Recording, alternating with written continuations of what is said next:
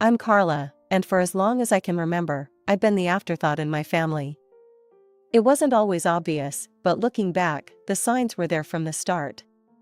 My younger sister Sarah burst into the world like a supernova, all golden curls and dimpled smiles. From day one, she had our parents wrapped around her little finger. Me? I was the quiet one, more interested in my chemistry set than in making friends. I still remember my 10th birthday. I'd been hoping for a new microscope, dropping hints for weeks.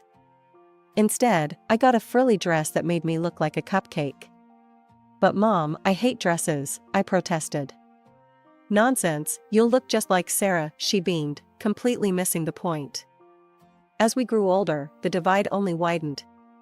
Sarah breezed through school on charm and good looks, while I buried myself in books and science experiments. Did you hear? Sarah's been nominated for prom queen. Mom gushed over dinner one night. That's great, I mumbled, trying to muster some enthusiasm. I won first place in the science fair today. Oh, that's nice, dear, Dad said absently, already turning back to Sarah. So, Princess, have you picked out your dress yet? And so it went, year after year. My achievements, no matter how significant, were always overshadowed by Sarah's latest triumph, no matter how trivial. The state science fair in my senior year was my moment to shine. I'd spent months perfecting my project on sustainable biofuels. When they announced the winners, I could hardly believe my ears. First place goes to Carla Johnson. I was ecstatic. Finally, something even my parents couldn't ignore. Or so I thought. That's great, honey, Mom said distractedly when I told her the news. But we can't make it to the awards ceremony. Sarah has a dance recital that day, and you know how important that is to her. I watched them fuss over Sarah's costume and makeup, my trophy gathering dust on a shelf. It was a bitter pill to swallow, but one I was getting used to. When the acceptance letters started rolling in, I could barely contain my excitement. Full scholarship to a prestigious university? It was more than I'd dared to hope for. Mom, Dad, I got in. I burst into the living room, waving the letter. Full ride and everything. Mom glanced up from her magazine. That's nice, dear.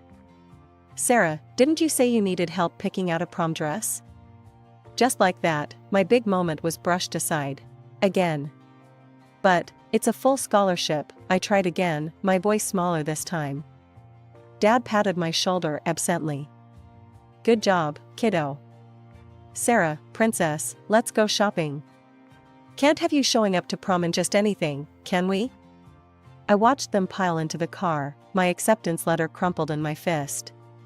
It was a familiar feeling, but it still stung. Despite the lack of fanfare from my family, I packed my bags and headed off to college with high hopes. For the first time, I was free from Sarah's shadow, free to be just Carla. College was a revelation. Suddenly, my passion for science wasn't weird or nerdy, it was respected, even admired. I threw myself into my studies with renewed vigor, determined to make the most of this opportunity. Meanwhile, Sarah followed the path our parents had always dreamed of. She enrolled in the local community college, more interested in parties than classes. College is so hard, she whined during one of our rare phone calls. I don't know how you do it, Carla. I bit back the urge to point out that maybe if she spent less time partying and more time studying, she might find it easier. Instead, I just mumbled some vague encouragement and changed the subject. It was during my sophomore year that Sarah dropped her bombshell. I'm engaged, she squealed over the phone. Mike proposed last night. Isn't it romantic? Mike. Her high school sweetheart. The guy who'd once asked me if science was like, really hard and stuff. That's great, Sarah, I managed, trying to inject some enthusiasm into my voice. Have you set a date? We're thinking right after graduation, she gushed. Oh, Carla, it's going to be perfect. You'll be my maid of honor, won't you? The wedding was exactly as you'd expect. Sarah was radiant, Mike looked uncomfortable in his tux, and I stood there in my frilly pink nightmare, pasting on a smile for the photos. Isn't this perfect? Mom whispered to me during the reception. This is what every mother dreams of for her daughter. I wanted to ask if she'd ever dreamed anything for me, but I held my tongue. It was Sarah's day, after all.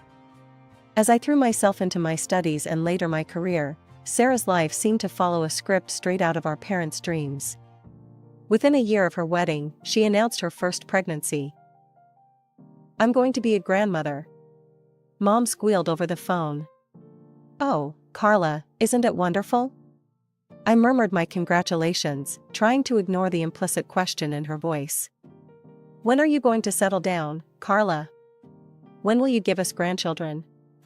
Emma arrived 9 months later, a bundle of pink blankets and loud cries.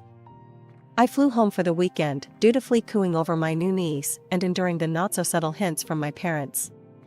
"You know, Carla," Dad said, bouncing Emma on his knee, "you're not getting any younger. Don't you want this for yourself?" I gritted my teeth. "I'm focused on my career right now, Dad." Mom clucked her tongue. "Career is all well and good, dear, but family is what really matters." I bit back a retort about how they'd never seemed to care much about my career before. Instead, I plastered on a smile and changed the subject. 2 years later, Liam joined the family. Once again, I played the role of the doting aunt, all while fielding questions about my own lack of family. Meanwhile, I was making strides in my career as a biotechnologist. Long hours and hard work paid off, and by 30, I was a senior researcher. My parents' response to this news? A distracted "that's nice, dear," as they cooed over new pictures of Emma and Liam. It was around this time that I decided to buy a house. I'd saved carefully, living frugally while my colleagues splurged on expensive cars and vacations.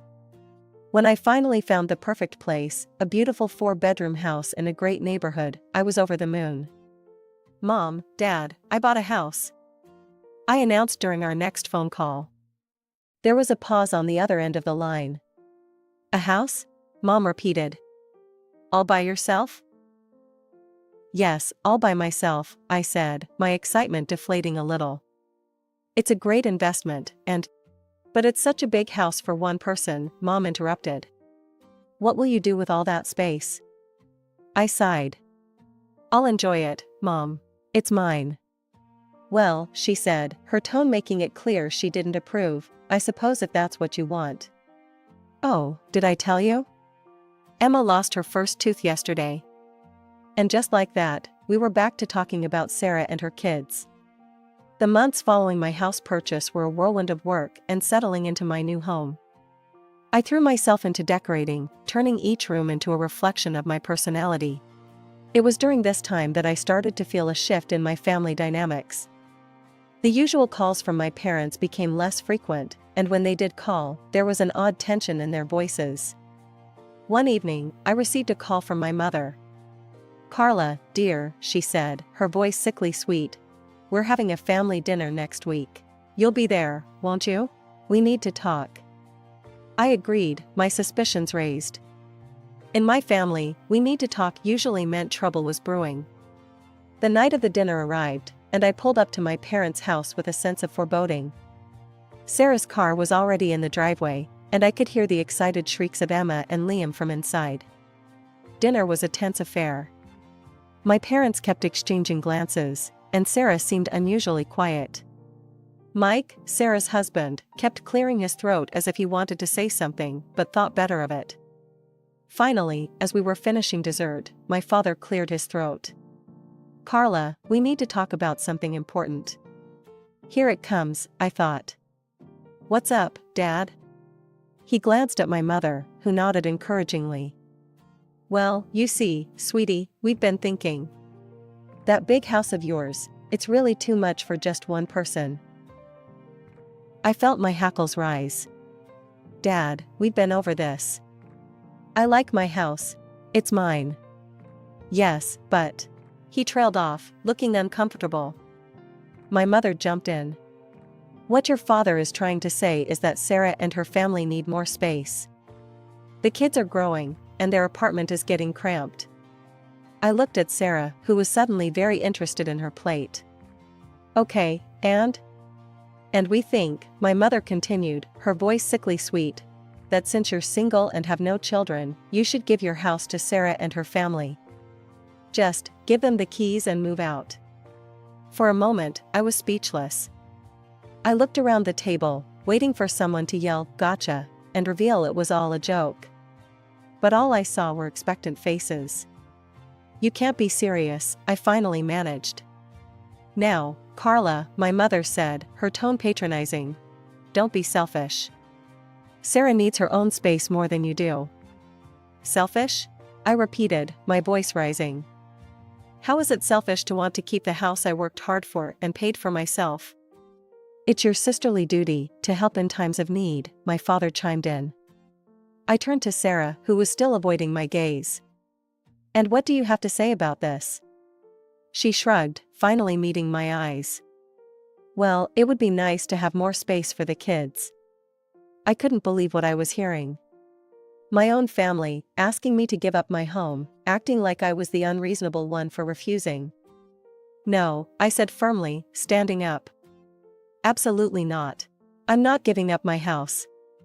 As I grabbed my coat and headed for the door, I heard my father call out, "Think about it, Carla. Family should come first." The days following that disastrous family dinner were a blur of disbelief and anger. I kept replaying the conversation in my head, unable to believe my family's audacity. How could they even think to ask such a thing? My phone buzzed constantly with messages and calls from my parents and Sarah, but I ignored them all.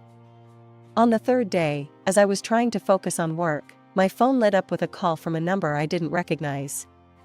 Figuring it wasn't family, I answered. "Hello, is this Carla?"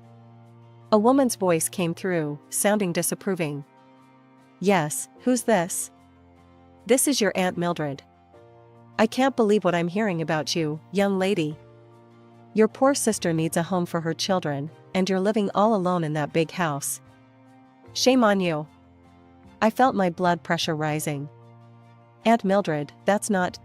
"In my day," she continued, not letting me get a word in, "family helped family. We didn't hoard our resources like misers."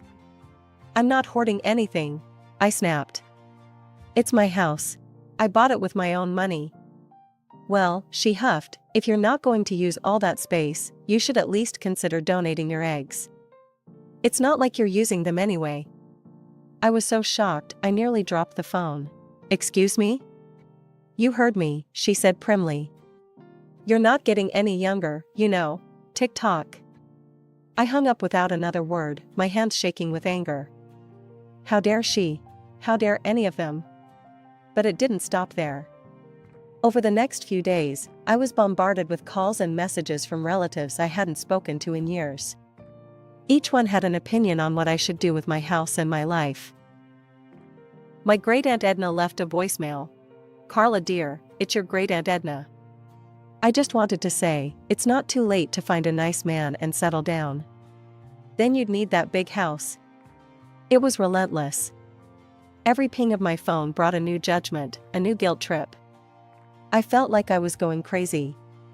I started to dread checking my phone, wincing every time it buzzed.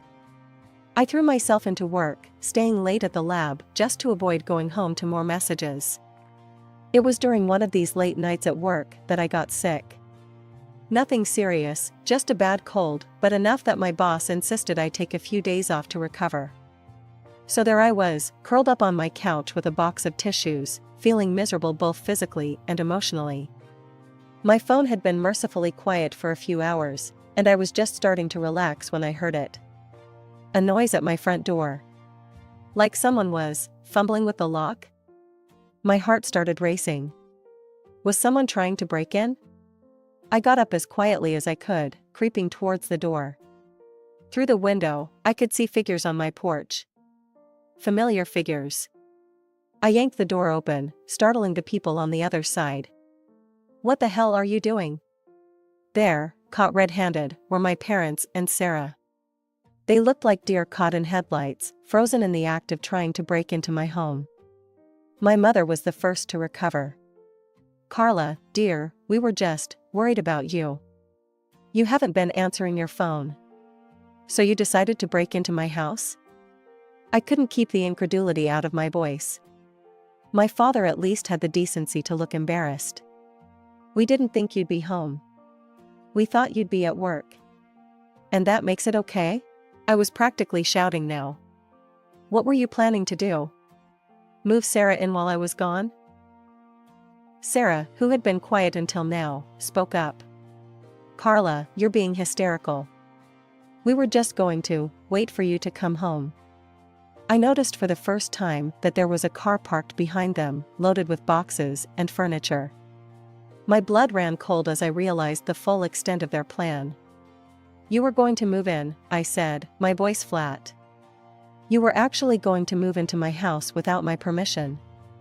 Now, Carla, my mother started, her voice taking on that patronizing tone I knew so well. We've discussed this. Sarah needs the space more than you do. We thought if we just took the initiative. You thought wrong, I cut her off. This is my house, mine. I bought it with my own money I earned through hard work. You have no right to it. Just then, I noticed movement out of the corner of my eye. My neighbors, the Johnsons, were peering out their window, clearly concerned by the commotion. Mr. Johnson caught my eye and held up his phone, mouthing, "Police?" I nodded, grateful for their concern. Turning back to my family, I said, "I've called the police. You need to leave. Now." "You wouldn't," my father scoffed. "Your own family?" As if on cue, the sound of sirens filled the air. My family's faces paled. The police car pulled up, and 2 officers got out. "Is there a problem here?" one of them asked, eyeing the scene warily. I took a deep breath. "Yes, officer. These people were attempting to break into my home." "Carla," my mother gasped. "How could you?" The officers looked at my family. "Is this true?" My father started to stammer out an explanation, but the officer held up a hand. "Sir, attempting to enter a property without the owner's permission is a serious offense. I'm going to have to ask you all to leave immediately." As the officers escorted my family off my property, I stood in the doorway, shaking. I couldn't believe it had come to this. "You'll regret this, Carla," Sarah called over her shoulder as they were leaving. "You'll end up old and alone." I slammed the door shut, sliding down to sit on the floor, my back against it. Tears started to flow freely now, a mix of anger, hurt, and relief. My phone had fallen silent. No more calls from distant relatives, no more guilt-tripping messages. It was as if I'd been excommunicated from the family. Part of me was relieved, but another part ached for the connection, dysfunctional as it had been. It was in this tumultuous state that I received an unexpected message. It was from my Aunt Maggie, my mother's sister. We hadn't spoken in years, not since she'd had a falling out with my mom over some old family drama. "I'll meet you tomorrow at Café Bleu at 1400 hours." Intrigued and desperate for any ally, I agreed to meet her. The next day, I found myself sitting across from Aunt Maggie in a cozy corner of Café Bleu. She looked older than I remembered, but her eyes were sharp and kind. "Carla," she began, reaching across the table to squeeze my hand. "I'm so sorry for what you've been through. Your mother called me, trying to get me on her side. But there's more to this story than you know. That's why I asked you to meet me." My curiosity piqued, I leaned forward. "What do you mean?" Aunt Maggie took a deep breath. "Your parents and Sarah, they're in serious financial trouble. Sarah and Mike have been living beyond their means for years. Luxury cars, designer clothes, lavish vacations, all on credit." I shook my head in disbelief. "But why? How?" "It's worse than that," Aunt Maggie continued. "Mike has a gambling problem. A bad one. He's been secretly draining their accounts for years." The pieces started to fall into place. The desperate attempt to get my house, the constant pressure. "But what about Mom and Dad?" I asked. Aunt Maggie's face grew grim. "They lost a significant amount of money in a pyramid scheme a few years back. They've been barely keeping their heads above water. They were planning to move in with Sarah and Mike as soon as they got your house." I sat back, stunned. "How do you know all this?" I work at the bank where they all have accounts, Aunt Maggie explained. I noticed some suspicious activity and started digging. When I confronted your mother about it, she cut me out of the family. My mind was reeling. All this time, while I'd been working hard and saving, my family had been digging themselves into a hole. And they'd tried to drag me down with them. Carla, Aunt Maggie said gently, I know this is a lot to take in. But I think it's time we did something about this situation. If you're willing, I have an idea. Armed with the information Aunt Maggie had shared, we decided to dig deeper. We hired a private investigator, a no-nonsense woman named Diana who came highly recommended. For weeks, we waited anxiously as Diana worked her magic. Finally, she called us in for a meeting. What she revealed left us speechless. Mike, Sarah's husband, had been leading a double life. He was involved in an affair with none other than my cousin Jenny, Uncle Bob's daughter. He's been funneling money to her for months, Diana explained, showing U.S. bank statements and hotel receipts. Expensive gifts, weekend getaways, you name it. But where did he get the money? I asked, though I feared I already knew the answer. Diana's face grew grim. From his gambling wins, and from your parents. Aunt Maggie and I exchanged shocked glances. The betrayal ran deeper than we'd imagined. We decided to host a family gathering at my house. The irony wasn't lost on me, the very house they had tried to take from me would be the stage for their undoing. The day of the gathering arrived. I watched as my family members trickled in, their faces a mix of curiosity and smugness. They probably thought I was going to cave to their demands. Once everyone was seated, I stood up, my heart pounding but my resolve firm. I've called you all here today because there are some things you need to know, I began. I laid out everything, the financial troubles, the gambling, the affair. With each revelation, I watched the color drain from their faces. Sarah jumped up, tears streaming down her face. It's not true, she screamed, before collapsing into sobs. Mike, tell them it's not true. But Mike was already halfway to the door. Uncle Bob, his face contorted with rage, caught him by the collar. You son of, he growled. That's my daughter you've been fooling around with. My parents sat in stunned silence, the reality of their exposed financial ruin seemingly more devastating than the fact that they had tried to steal my house. The relatives who had judged me so harshly began to stammer out apologies. We had no idea, Aunt Mildred muttered. Carla, we're so sorry. As the chaos unfolded around me, I felt a strange sense of calm. The truth was out. The lies and manipulations were exposed. In the weeks that followed, our family was turned upside down. Sarah, unable to forgive Mike's infidelity, filed for divorce. With nowhere else to go, she and the kids moved back in with our parents. But their reprieve was short-lived. The bank foreclosed on their house. They were forced to downsize to a small, rented apartment, all 5 of them crammed into a space smaller than my living room. As for me, I watched it all unfold from a distance. After much soul-searching and several tearful nights, I made the difficult decision to sever all ties with my immediate family. You're doing the right thing, Carla, Aunt Maggie assured me one afternoon over coffee.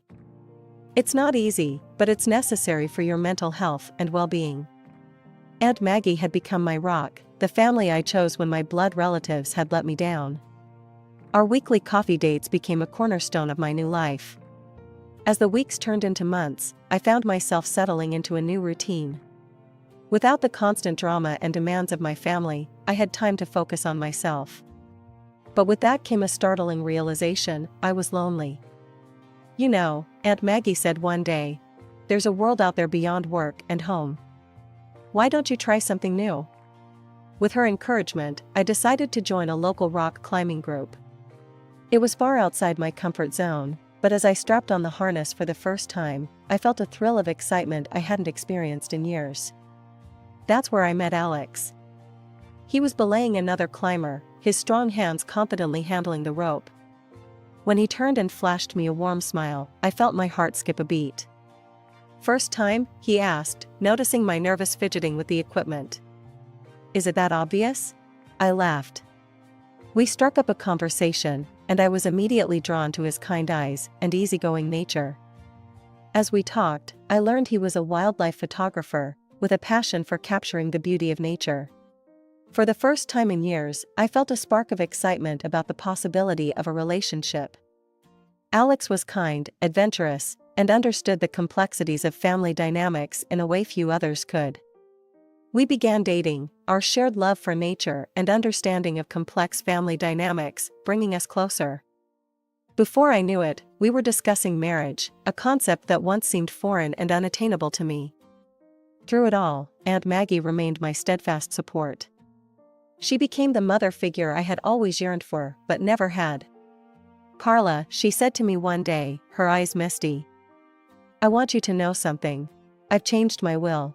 I'm leaving everything to you." As I hugged her, tears streaming down my face, I marveled at how much my life had changed. The path hadn't been easy, but it had led me to where I was meant to be. With Aunt Maggie's love, Alex's support, and my newfound strength, I was ready to embrace whatever the future held.